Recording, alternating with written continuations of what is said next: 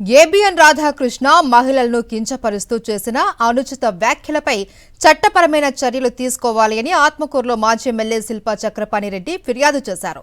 రాధాకృష్ణకు తన సతీమణిని చెల్లిగా భావించి పెళ్లి చేసిన అనుభవం ఉంటే తప్ప ఇలాంటి దుర్మార్గపు వ్యాఖ్యలు చేయలేడు అని మండిపడ్డారు. వైఎస్ఆర్సీపీ నాయకులను వారి కార్యకర్తలను అమానవీయంగా కించపరచడం చూస్తూ ఉంటే రాష్ట్రంలో తమ పార్టీపై పెద్ద కుట్రే జరుగుతోందని అనుమానం వ్యక్తం చేశారు శిల్పా చక్రపాణిరెడ్డి.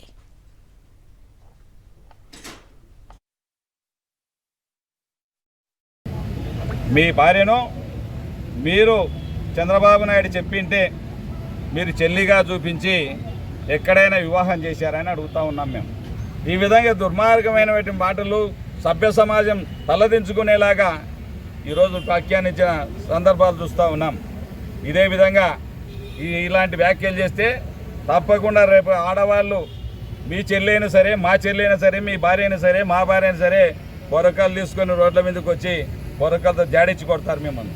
మహిళ అనేది దృష్టిలో పెట్టుకొని మీరు మహిళలు అవమానపరిచే విధంగా, కించపరిచే విధంగా ఇలాంటి వ్యాఖ్యలు చేయడం అనేది దుర్మార్గం, మీ దుస్సాహసం కూడా.